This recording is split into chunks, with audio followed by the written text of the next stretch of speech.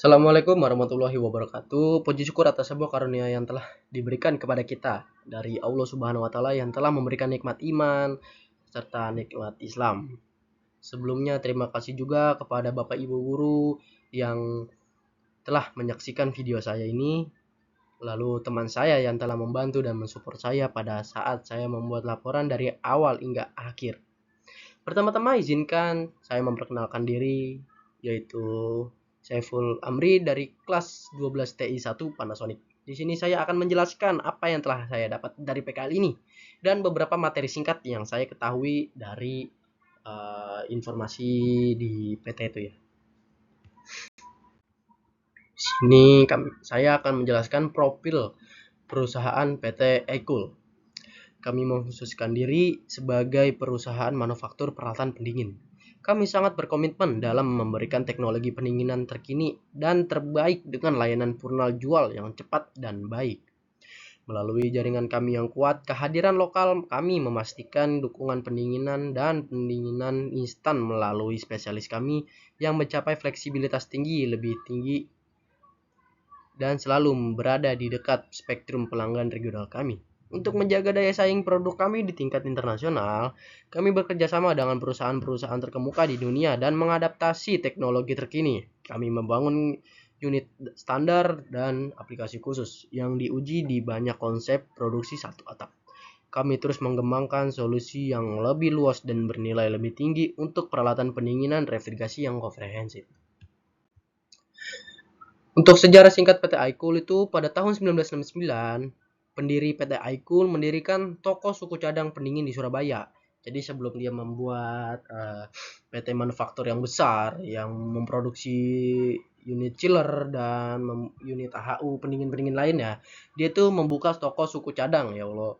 Itu toko dasar banget ya.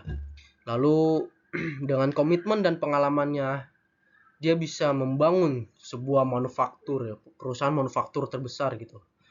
Ya memproduksi pendingin, bahkan bisa mendinginkan satu apartemen bahkan lebih.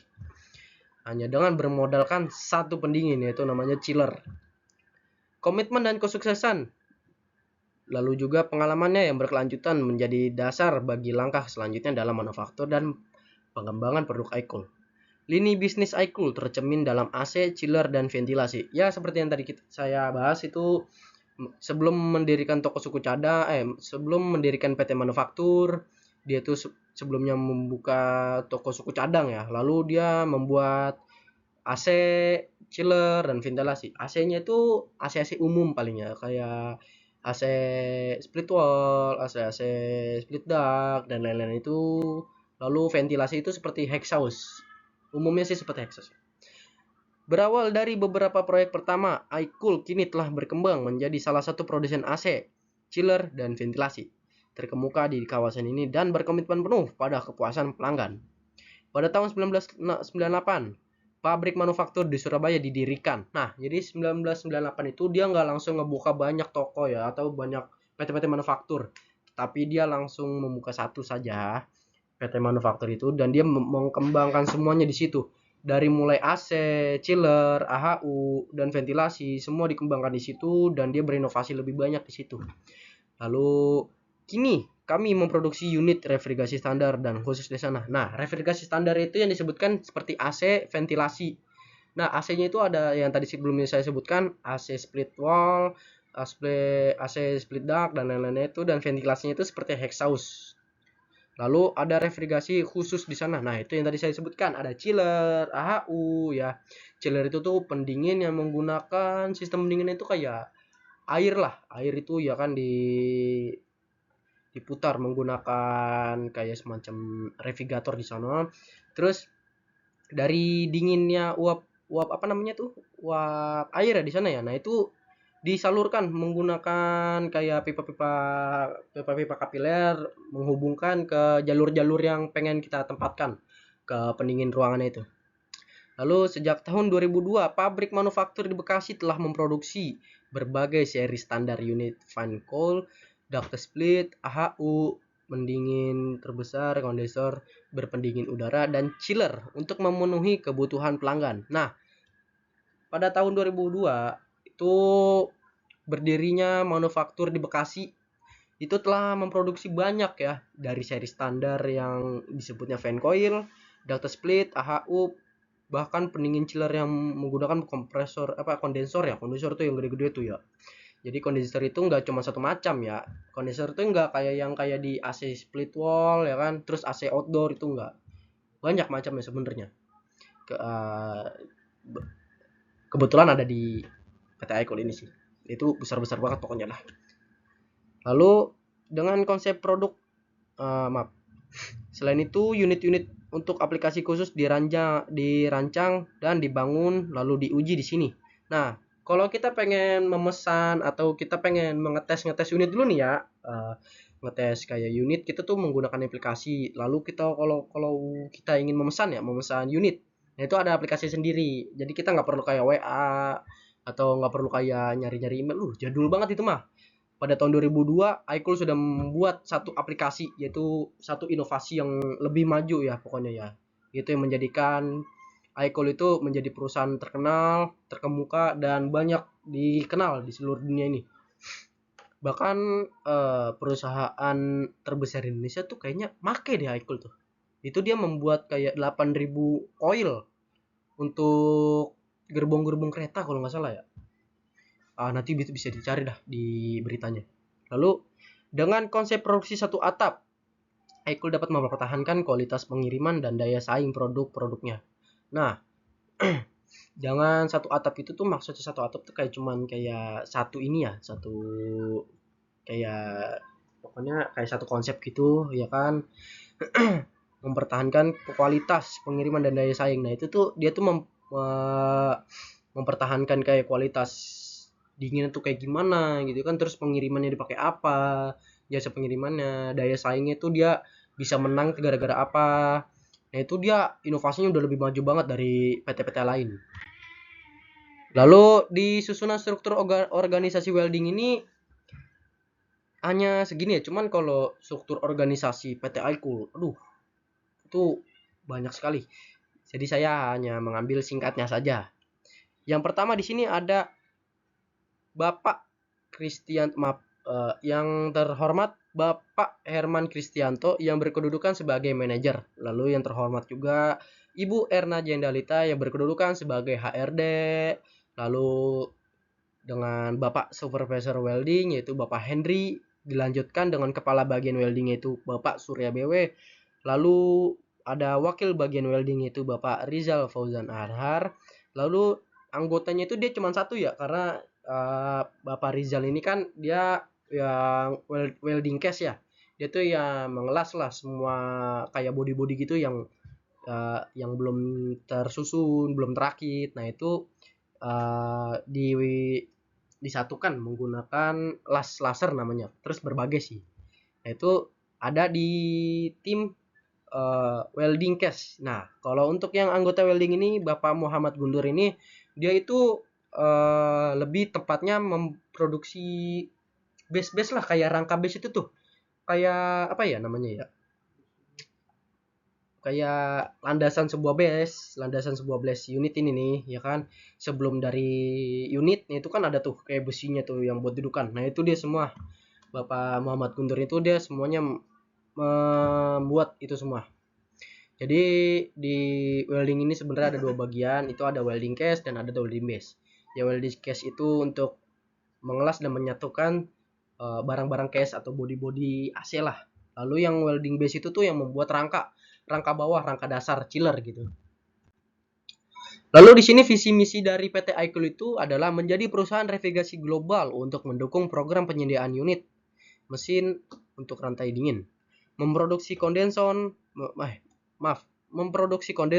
evaporator, dan unit kondensasi dengan kualitas terbaik untuk memenuhi kebutuhan pelanggan, memberikan layanan cepat, praktis, dan proaktif terhadap kebutuhan pelanggan, aktif dalam perbaikan dan peningkatkan sistem manajemen mutu. Jadi dia nggak cuman kayak ngebuat ya, dia itu bisa memperbaiki juga.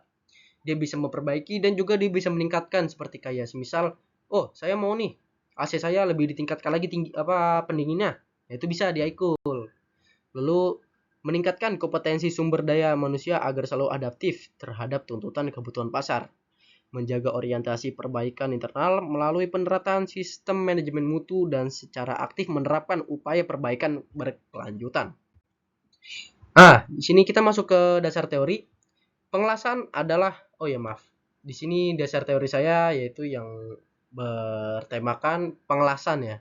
Pengelasan ya macam-macam pengelasan, lebih tepatnya itu macam-macam posisi pengelasan. Oke, dasar teori di sini yang saya akan jelaskan adalah pengelasan adalah sebuah proses menjamurkan logam dengan cara memberikan panas yang cukup tinggi sampai bagian logam tersebut mencair lalu dibiarkan menyatu kembali ketika mendingin. Proses ini tidak sekedar menempelkan dua benda, tetapi benar-benar membuat kedua material itu menyatu membentuk satu struktur baru yang lebih kuat.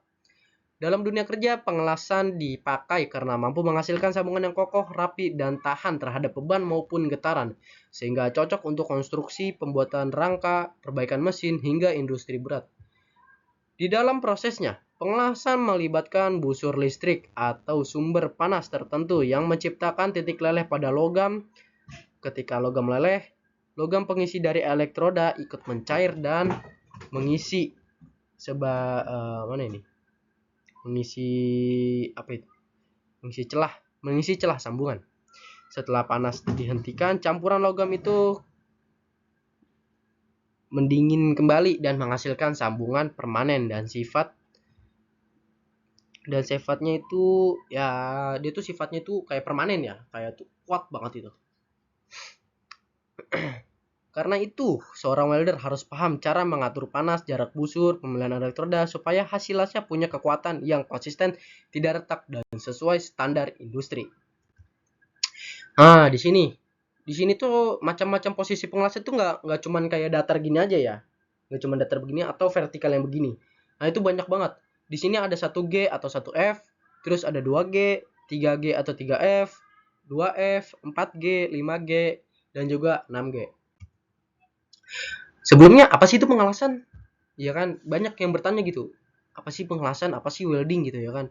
Nah, di sini tuh pengelasan itu proses menyambungkan dua benda logam supaya jadi satu pakai api yang panas yang sangat tinggi derajatnya dan mampu melelehkan logam. Prinsipnya tuh kayak gimana ya? Kayak kalian tuh kayak ngelem aja sih ya, kayak ngelem menyatukan bahan gitu menjadi satu gini nih. Nah, ini bayangkan aja kayak mengelem tapi lemnya itu berupa logam cair yang yang muncul karena logam itu dipanasi sampai meleleh. Setelah dingin logamnya nyatu dan jadi kuat lagi. Jadi tuh kayak dua benda nih, ya kan ini dua logam. Ini di kiri kanan ininya nih dipanasin gitu, terus ditambahkan kayak elektroda gitu kayak sambungan besi. Nah, itu tuh ngeleleh. Tapi ntar dia ngisi ruang-ruang yang di sini nih. Ya kan ngisi ruang-ruang yang di sini. Nah, itu ntar lama-lama dia jadi rapat. Tarik. Nah, itu menyatu. Nah, itu sangat kuat banget. Itu sangat kuat. Kalau digunakan dengan teknik dan posisi yang tepat ya. Nah, yang perlu kamu ketahui saat masih belajar mengelas ya. Yang pertama itu ada posisi. Nih, yang pertama nih. Ini penting banget posisi. Posisi pengelasan sangat berdampak pada hasil pengelasan dan kualitas penyambungan antar kedua logam yang ingin disatukan. Nah, tuh. Posisi itu nggak cuman kayak satu gini, ya kan, atau nggak satu dari begini nih. Nah, itu posisi banyak banget. Sampai ke derajat sampai ke derajatnya kan sampai ke kayak posisinya nih, ya kan busurnya ini nih. Dia sampai berapa derajat gitu ketinggian itu harus diperhatikan banget itu. Lalu yang kedua ada ampere. Nah, ini juga nih. Kita kalau masih belajar nih, ya kan jangan langsung kayak main ampere tinggi kayak langsung 140, 120, 130, 160. Jangan. Kita itu mencoba dulu ampere-ampere kecil kayak 80, 60. Nah, itu kalau kita sudah lancar dan kita tuh sudah bisa apa ya namanya ya? Udah bisa mengendalikan lah kolam lasnya itu tuh. Kolam cairan itu kan kalau mengelas kan kita begini nih. Nah, di sini nih, di bagian sini nih. Itu tuh sering ada yang namanya kayak lelehan kolam. Nah, itu lelehan kolamnya itu tuh yang harusnya kita atur. Jadi jangan mentang-mentang kita masih belajar ya. Wah, pengen nyoba yang ini nih. Wah, jangan. Kalau kayak itu namanya ada tergesa-gesa ya. Dimulai dari ampere kecil dulu untuk kita biar bisa melihat ini. Nih, lelehan kolam lasnya tuh gimana sih ya? Terus cara kita ngontrol itu gimana sih? Gitu. Nah, di sini tuh tinggi rendahnya ampere mempengaruhi hasil lelehan kolam las. dan juga menentukan cepat atau lambatnya proses pengelasan. Nah, itu dia yang perlu kita ketahui saat masih belajar pengelasan ya. Lalu yang kedua, penjelasan singkat posisi pengelasan. Posisi pengelasan terdapat beberapa macam, tergantung situasi. Pemilihan posisi yang tepat akan mempercepat juga proses pengelasan. Nah, yang tadi saya bilang itu, posisi pengelasan itu kita apa namanya ya? Kita sesuaikan lah sesuai kebutuhan kita. Kayak kita misal pengen mengelas tinggi nih, kayak misal di atas kepala. Nah, itu ada namanya tuh, macam-macam posisinya tuh. Kayak posisi ini namanya ini. Nah, ntar itu kita akan bahas di slide selanjutnya ya. Selain itu, pemilihan posisi yang tepat saat pengelasan juga akan memudahkan kita menggapai posisi yang sulit kita raih. Nah, seperti yang tadi saya bilang, posisi di atas kepala itu nggak semena-mena kayak, ini mah cuma di atas kepala nih, asal tembak aja kan. Set. Nah, itu kalau kita nggak apa namanya ya, nggak berhati-hati lah dalam pengelasan itu. Nah, itu biasanya lelehan itu tuh bisa jatuh ke bawah. Berikut adalah macam-macam posisi pengelasan dan penjelasan singkatnya. Nah, ini gambar di bawah ini adalah contoh media las dengan berbagai posisi pengelasan. Dapat dilihat dengan seksama bahwa posisi pengelasan bukan hanya sekedar datar tuh ya, sekedar datar ke bawah, melainkan banyak ragam posisi. Nah, ini nih, dia yang biasanya kita las ya, atau biasanya kalau kita ngelas tuh biasanya cuma di bawah. Nah, itu dia masuk itu 1G, 1G, 1F gitu. Nah, ini nih. Terus yang kayak yang las-las pagar gitu ya, atau las teralis, las segala macem. Nah, itu ada posisi 3G yang posisi vertikal nih. Dia bisa dari downhill ya kan, atau bisa juga dari uphill. Uphill itu dari atas turun ke bawah, dari kalau downhill itu dari bawah ke atas. Nah, di sini ada lagi nih 2G ya kan. Nah, 2G ini horizontal. Kalau dia tuh horizontal tuh seperti ini. Ini tuh medianya yang pengen kita las nih, sebelah sini ya kan. Nah, ini tuh kita ngelasnya begini. Atau enggak kita bisa mundur begini. Nah, itu kita harus bisa mengatur tuh kolam lasnya tuh biar dia nggak meleleh ke bawah gitu ya kan. Nah, itu gimana sih caranya? Nah, di sini juga ada nih 2F ya kan. 2F itu beda, hampir beda, cuman dia masih satu grup sama posisi 2G. Cuman bedanya dia ada penahan ya di bawahnya ya. Jadi kita nggak perlu repot-repot lah gimana sih ngatur kolam lasnya. Lalu di sini ada 3G. Nih yang 3F-nya nih sama aja sih sebenarnya. Cuman ini masuk ke 3F ya. Kalau yang ini 3G. Nah, yang ini nih 1F nih. Apa sih Bang bedanya kalau 1G sama 1F? Nah, kalau 1G ini papannya itu dia sejajar begini. Kalau 1F dia bentuknya kayak huruf V. Menyiku dia. Nah, ini nih 4G atau posisi di atas kepala, bisa disebut juga overhead. Nah, itu tuh posisi yang nggak perlu yang nggak perlu kan, yang tidak boleh kita remehkan gitu. Karena posisinya di atas kepala nih, ya kan? Sudut si elektroda ini, ya kan? Kita harus bisa tahu nih berapa sih kemiringannya gitu ya kan? Lekukannya. Nah, itu ampernya, posisinya gimana gitu ya kan, supaya kita tetap safety gitu saat pengelasan. Itu harus benar-benar diketahui dan itu harus benar-benar dijadikan acuan ya. Sebelum pengelasan tuh penting banget. Lalu penjelasan singkatnya di sini ya. 1G atau PA. P tanda apa? Tanda kurung PA, bukan yang sebelahnya itu. Posisi pengelasan yang medianya flat atau datar biasanya menggunakan gerakan melingkar, zigzag ataupun diam dengan kemiringan sekitar 45 derajat. Nah, tuh kemiringannya aja, kemiringan si elektrodanya itu diperhatikan di sini karena berbeda sedikit ya. Ini biasanya 45. Tahu-tahu bisa lebih di atasnya, itu bener-bener berpengaruh banget di situ.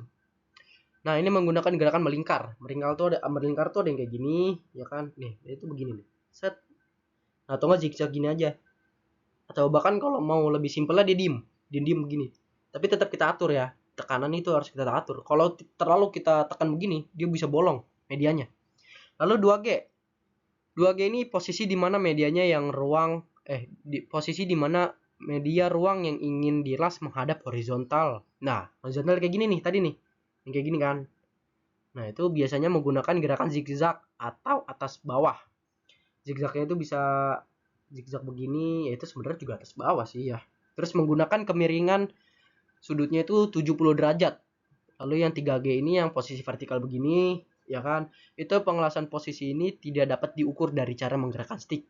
Bisa juga dari faktor stick kelasnya. Nah, itu kalau stick kelasnya itu tuh kita harus bisa tahu juga. Kalau di posisi ini kita menggunakan stick kelas apa nih? Ya kan yang tipenya apa? Nah, itu bener-bener berpengaruh banget itu dari cara kita gerakannya juga ya. Itu kalau beda beda jenis ini ya kan. Terus kita gerakannya sama ini. Tetapi dia jenisnya beda. Itu beda banget rasanya gitu. Terus dari hasilnya juga itu beda. Lalu yang kedua 2F. Nah, itu yang tadi 2F ya. Yang 2F itu yang bentuknya siku begini, ada penahannya di bawahnya.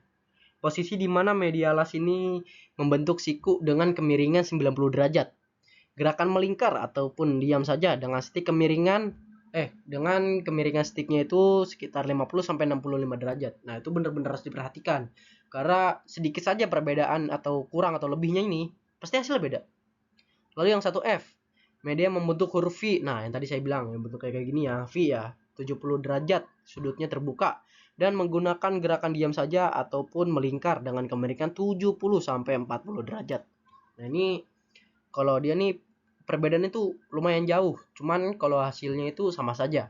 Karena dia bentuknya V, ya kan, yang penting dia kanan kirinya ini harus kena. Harus penetrasinya terus pas.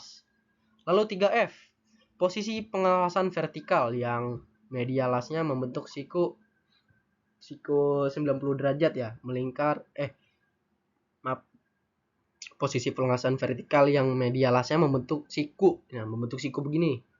Ya kan, membentuk siku begini nih. Nah, jadi itu kayak dia tetap vertikal, tapi bentuknya siku begini. Nah, tahulah. Terus gerakannya itu umumnya itu gerakan melingkar dan zigzag atau bisa dia diam aja tuh. Ya kan, bisa dari atas, bisa dari bawah, tapi kalau dari atas itu dia naik, busur lasnya itu naik dia bisanya. Naik begini. Kalau dari atas tuh dia cuma diem dong juga bisa sih. Cuman kalau lebih bagus itu di zigzag atau enggak melingkar gini. Sembari kita tarik ke bawah. Lalu di sini ada 4G ya. Posisi overhead ini sangat fatal. Nah, nih teman-teman ya. Posisi overhead ini sangat fatal jika dilakukan dengan kemiringan stick tidak tepat. Nah, kan yang tadi kita di atas kepala nih, kalau kemiringannya nggak tepat nih, misal kayak kita terlalu lurus begini, mengelasnya nih. Nah, itu tuh lelehannya itu bisa jatuh ke muka kita gitu. Karena nggak pas gitu. Sudut kemiringannya. Harusnya tuh dia berapa derajat sih ya kan kemiringannya. Nah, itu kita harus tahu dulu sebelumnya. Terus faktor stick class-nya itu tuh, nih, faktor stick class itu tuh mempengaruhi juga karena berbeda jenis atau tipe ya. Itu tuh banyak banget. Kayak stick class itu ada yang mudah mencair, terus cepat dingin, ada yang lama dingin. Nah, itu harus kita perhatikan. Gerakan zigzag dengan kemiringan sekitar 70 derajat. Nah, dari atas kita zigzag aja kanan kiri tuh. Atau diem aja bisa, cuma sembari kita tarik nggak bisa kita diemin, nanti dia malah menggumpal di satu tempat, turun ke bawah kena muka kita kebakaran.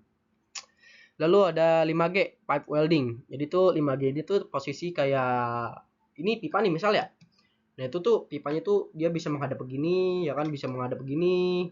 Itu kita ngelas pipanya begini, menggunakan kayak las SMAW, tapi kan di sini kita lagi ngelas SMAW ya. Nah, ini kita ngebahasnya pakai SMAW aja. Cuman banyak kok di pabrik-pabrik lapangan di perusahaan-perusahaan luar ya atau proyek-proyek lapangan gitu. Itu menggunakan yang namanya lastik atau las yang menggunakan busur yang dipanasin gitu ya, terus menggunakan umpan. Itu disebutnya biasanya juga las argon. Cuman kalau nama lebih tepatnya ya itu lastik. Lalu yang terakhir itu ada 6G, pipe welding. Nah, posisi pengelasan pipa dengan kemiringan derajatnya itu 70 sampai 40 menggunakan gerakan bulan sabit dan zigzag dengan kemiringan 90 derajat. Nah, ini sama ya. Sama kayak ini. Cuman bedanya dia tuh ada kayak halangan. Jadi dari pipanya ini misal pipa nih ya. Nah, ini di pipanya itu ada halangan kayak ada semacam pipa-pipa lain gitu ya kan. Terus ada kayak apa namanya ya, tiang gitu, terus tepatnya terbatas ya, dan lain-lain lah. Pokoknya itu yang menjadikan halangan kita sebagai saat kita pengelasan gitu ya. Nah, kesimpulan yang kita dapat dari sini adalah jadi posisi ngelas nggak cuma datar dan vertikal, adapun seperti yang kita bahas tadi dengan sudut kemiringan yang berbeda-beda. Karena berbeda sedikit saja nih sudut kemiringan nih, akan berbeda juga hasilnya teman-teman dari hasil pengelasan kita. Dan begitulah kira-kira kita bisa belajar lebih dalam lagi mengenai posisi pengelasan. Jadi itu pengelasan itu gak cuma sekedar kayak menyalakan busur terus kita menggerakkan. Nah itu tapi itu pengelasan itu tuh seni yang dipadukan dengan teknologi gitu. Nah itu yang saya dapat gitu. Kalau saya ibaratnya bagaimana ya? Kayak kita main kembang api nih, ya kan? Nah itu kembang apinya itu tuh ada lelehannya. Nah itu yang membuat lelehan itu tuh kita bisa mengatur gitu. Gimana sih bentukannya ya, lelehannya kayak gini nih, kayak gini nih. Nah, menggunakan posisi kayak gimana, menggunakan gerakan apa, posisi kemiringan seperti apa. Nah, itulah yang disebutkan welding itu tuh nggak semua orang bisa karena suatu seni yang dipadukan dengan teknologi. Nah, seni dan teknologi itu disatukan, hasilnya adalah welding. Nah, itu banyak banget. Hasil-hasil lasannya cakep banget. Kalau kalian pengen tahu ya di Google atau enggak di Google sih, kayak di internet lain lah, pokoknya lah bisa cari di lain gitu. Itu banyak banget hasil-hasil lasan yang bagus gitu ya. Yang berbagai bentuk hasil lasannya. Terus juga dia ada warnanya gitu. Itu tuh hasilnya bagus banget. Nah, itu yang saya menjadikan saya termotivasi gitu. Wah, ini orang bagus banget kan. Kebetulan juga saya suka seni, suka ngelukis. Nah, saya pengen kayak menyalurkan lah hobi saya tuh di sini, di welding ini. Oke, kesimpulannya begitu aja paling ya. Di posisi pengelasan itu gak cuma datar atau vertikal, tapi banyak banget posisinya. Yang perlu kita ketahui adalah yang pertama faktor dari stick las, yang kedua ampere, dan ketiga posisi. Nah, ini penting banget, posisi dan ampere. Itu jangan pernah jangan pernah meremehkan dua ini ya, dua faktor ini ya. Ada ampere dan juga posisi. Nah, itu jangan pernah banget meremehkan. Kalau kalian baru pertama kali ngelas ya kan, sebelum kalian ngeles tuh kalian harus bisa tahu gitu resiko-resikonya apa aja sih ya kan, terus teknik-tekniknya kita harus kayak gimana gitu ya kan, itu harus diperhatikan banget. Mungkin sekian saja penjelasan singkat dari saya ya mengenai laporan PKL dan materi singkat yang saya ketahui dari informasi di perusahaan Icon itu. Oke, sekian, terima kasih sebelumnya. Mohon maaf banget nih jika ada yang ketersinggung dari kata-kata saya ada yang nggak sopan, mohon maaf banget sebelumnya nih Bapak Ibu guru, teman-teman saya yang menyaksikan sebelumnya. Terima kasih banyak. Wassalamualaikum warahmatullahi wabarakatuh.